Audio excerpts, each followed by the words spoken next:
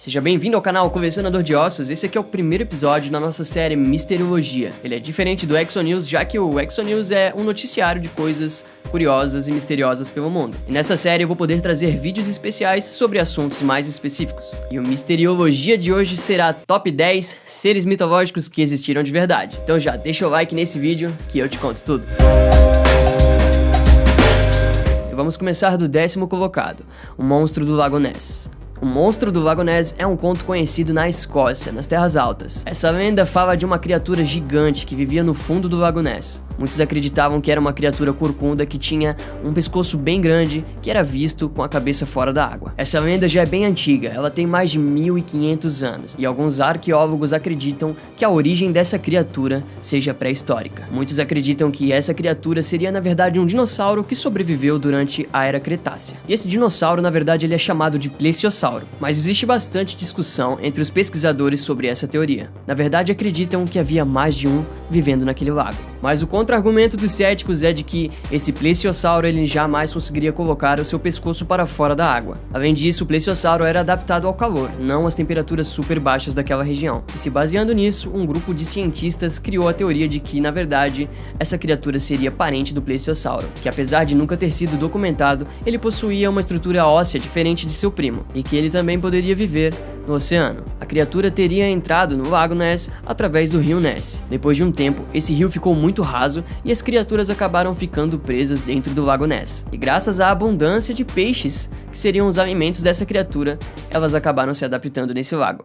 Agora em 9º lugar, a Amarok. Calma, que eu não tô falando do carro, eu tô falando de um lobo gigante, que era na verdade uma lenda da mitologia Inuit, que caçava e devorava qualquer pessoa que estivesse vagando na floresta à noite. E você pode ter visto também os lobos gigantes na série de TV Game of Thrones. Não deu pra ver até agora, mas eu estou usando uma camisa de Game of Thrones. No livro de Game of Thrones, os lobos gigantes eram do tamanho de cavalos jovens, e eles poderiam rasgar o braço de uma pessoa com apenas uma mordida. E até mesmo um lobo filhote poderia matar uma pessoa rasgando a sua garganta. Dentro dessas histórias, o lobo gigante não é igual ao lobo convencional. Ele tem a cabeça um pouco maior e o focinho mais magro. Suas pernas são mais compridas em relação ao seu corpo, e os seus dentes seriam muito maiores para poder esmagar os ossos. E teoricamente eles são muito mais inteligentes do que o lobo comum. E no mundo real, já existiram lobos assim, muito maiores, muito mais fortes do que os lobos comuns. As suas presas eram comparáveis às presas do tigre dente de sabre. Eram bem maiores do que qualquer outro lobo que você já tenha visto. Essa espécie viveu há 100 mil anos atrás. Eles eram predadores de primeira linha, mas acabaram entrando em um declínio há 16 mil anos, que coincidia com a chegada do homem na megafauna da América do Norte. Os pesquisadores não têm provas concretas, mas supõem que as presas tradicionais do lobo gigante, o megatério, por exemplo, que era uma espécie de preguiça gigante, começou a desaparecer da fauna e por conta disso o lobo começou a se alimentar de carniças, assim como as hienas e os abutres. E se compararmos o lobo gigante com o lobo cinzento, o lobo gigante não tinha tantas opções de alimento assim, e acabaram sendo extintos. Em 8º lugar, as Amazonas. Segundo as lendas, as Amazonas eram grandes guerreiras que viviam em sociedades totalmente femininas. Elas arranjavam um parceiro uma vez por ano para poder se procriarem, e depois disso elas ainda matavam esse parceiro. E esse mito ainda diz que essas mulheres arrancavam um dos seus seios para poder se tornarem melhores arqueiras. E desde as antigas, esse nome Amazonas já vem sendo usado para descrever as mulheres guerreiras de forma geral, incluindo um grupo que supostamente viveu no grande rio que dá nome à maior floresta do Brasil. O explorador Francisco Orellana relata que seus homens entraram em combate com várias mulheres à margem do rio que hoje se chama Rio Amazonas. E então na década de 90, arqueólogos descobriram evidências que poderiam sacudir o que a gente sabe sobre as Amazonas. Em uma região da Rússia, os estudiosos encontraram vários túmulos de mulheres guerreiras que foram enterradas com as suas armas. Algumas delas estavam com suas mãos bem desgastadas por conta do uso de arco e flecha. Outras tinham as pernas arqueadas de tanto andar a cavalo. E elas possuíam uma altura média de 1,68 m, que era muito alto para os humanos daquela época. Embora as evidências parecessem apontar que se tratava de um cemitério de Amazonas, apenas 25% eram mulheres. E por fim, os estudiosos acabaram afirmando que se tratava da civilização Cita, que era uma raça de cavaleiros nomeada pelo historiador Heródoto como descendentes da tribo mitológica de mulheres lutadoras. Então Heródoto estava certo, pois existiam sim evidências de mulheres guerreiras. Segundo o historiador, um grupo de amazonas haviam sido capturadas por gregos. Como elas não são pessoas normais, elas são guerreiras, elas mataram todos os gregos que estavam no barco, mas elas não tinham nenhum conhecimento de navegação. Então acabaram parando esse barco na terra dos citas. As guerreiras acabaram se unindo a esses citas e se casando com eles. E a união desses dois grupos acabou sendo nomeada como sármatas. E esse historiador diz assim: as mulheres sármatas desde então continuaram a participar de seus costumes ancestrais, frequentemente caçando a cavalos com seus maridos. Durante as guerras, iam aos campos e usavam as mesmas vestimentas que os homens. Segundo suas leis, nenhuma garota poderia se casar até ter matado um homem em combate. Apesar de não ser uma sociedade 100% feminina, essa sociedade era bem mais flexível do que qualquer outra da época, e é conhecido como um grupo que mais se aproxima da lenda das Amazonas. E agora, em sétimo lugar, o chupa-cabra. Um grupo de pesquisadores céticos fez uma pesquisa relevante a respeito do que poderia ser o chupa-cabra, uma criatura vampiresca que ficou famoso na década de 90. Foi do México à Rússia e também passou pelos Estados Unidos e Brasil. A primeira vez que se ouviu falar do chupa-cabra foi em Porto Rico. As pessoas que relataram essa criatura disseram que era uma criatura de meio metro, com espinhos nas costas, olhos grandes e que andava sobre duas patas. E segundo eles, essa criatura estaria matando os animais e chupando todo o sangue. Já nos anos 2000, parece que essa criatura reapareceu, só que com algumas características diferentes. E dessa vez a criatura não era descrita de forma humanoide, ela era mais parecida com um cachorro, só que sem pelos e meio corcunda. E eles até encontraram o corpo da suposta criatura. E ao longo dos anos, várias e várias criaturas como essas foram encontradas, mas não passavam de cachorros ou de coiotes. Mas essa lenda, ela tem um pouco de verdade, e existe sim um culpado por trás. O que na verdade estava causando toda essa confusão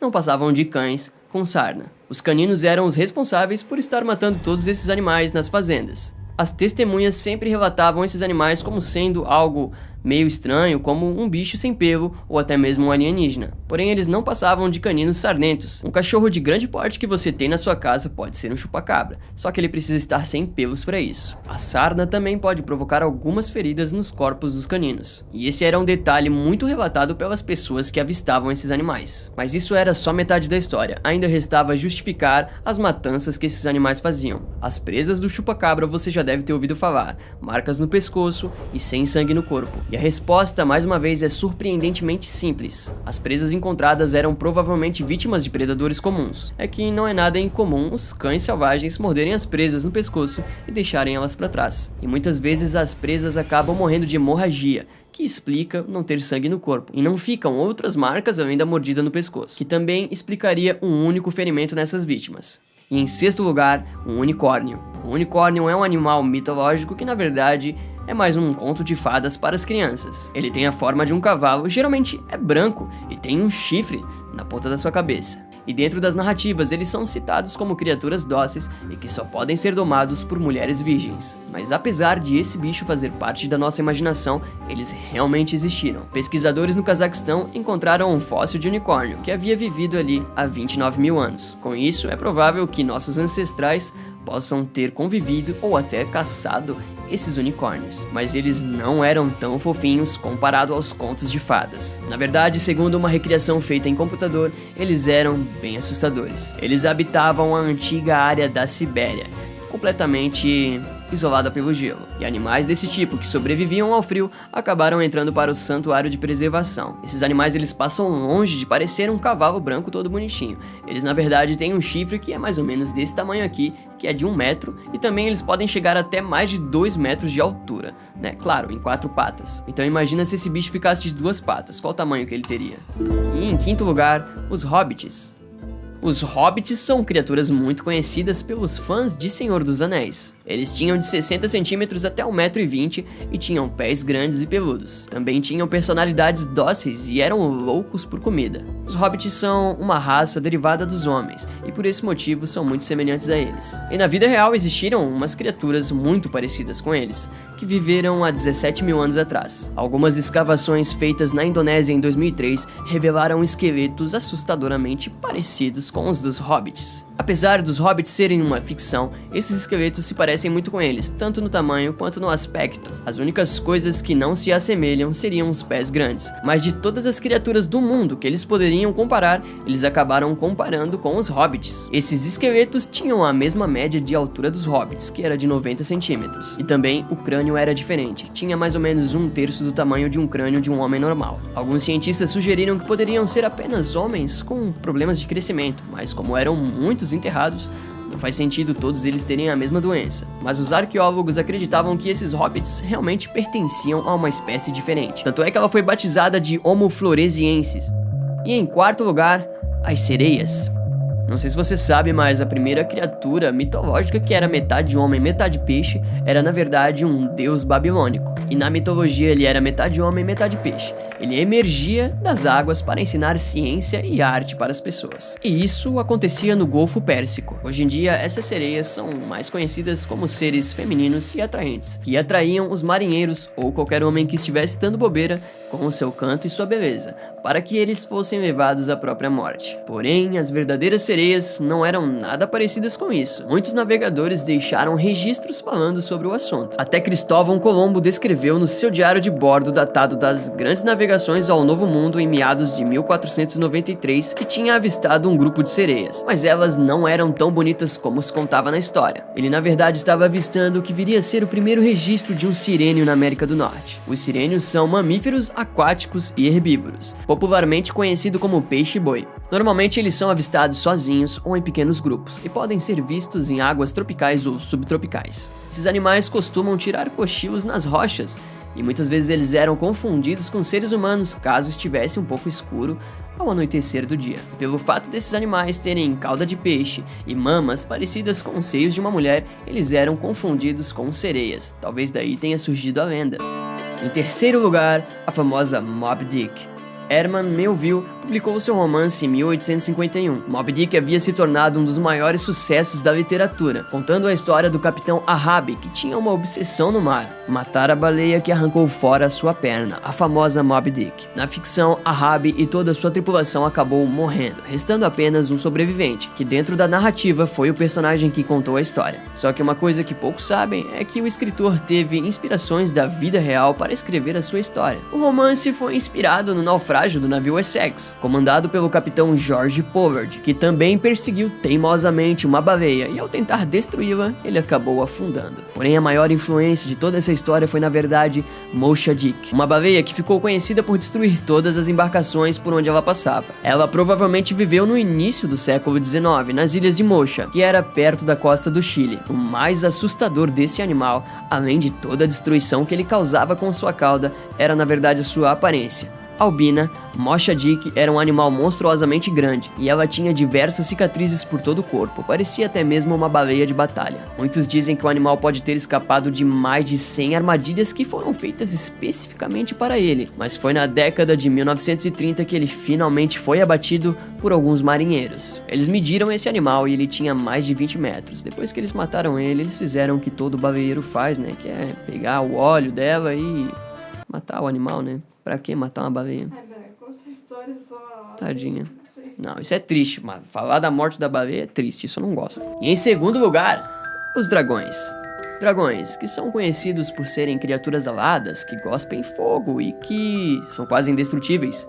Da onde que vêm essas crenças? Os primeiros registros de dragões vêm na verdade de pinturas rupestres feitas por aborígenes na Austrália de 40 mil anos atrás. Muitos estudiosos acreditam que essas lendas surgiram a partir de fósseis de dinossauros que eram descobertos e confundidos com os dragões. Ao longo do tempo, a ossada de diversos outros animais, como as baleias e o dragão de Komodo, também foram interpretados como vindo de dragões, reforçando o mito. Um animal mais parecido com o dragão na verdade era o Megalania, que era uma espécie de lagarto que poderia chegar até 9 metros de comprimento. Também possuía uma saliva extremamente perigosa, capaz de fazer um ser humano sangrar até a morte. O dragão de Komodo, ele existe até nos dias de hoje, só que ele não é tão grande quanto o Megalania, só que ele não deixa de ser um bom predador. Ele se alimenta principalmente de carniça, mas qualquer coisa que passar na sua frente pode acabar virando a sua presa, desde javalis até mesmo búfalos, que são criaturas muito maiores do que ele. E em primeiro lugar, o Kraken. O Kraken era uma espécie de lula que ameaçava os navios no folclore nórdico. Acredita-se que ele habitava as águas mais profundas da Noruega e que ele também poderia migrar para outras áreas. O historiador Erik Pontoppidan descreveu o Kraken como sendo uma criatura redonda, plana, com várias armas e galhos, mais surpreendente do que toda a criação animal. Porém, grande parte dos estudos já feitos sobre essa criatura deduzem que ela seja uma mistura de polvo e lula, assim como a lula Humboldt, que é uma criatura que existe. Em diversos contos nórdicos, o Kraken era conhecido por vir das profundezas do mar e afundar navios.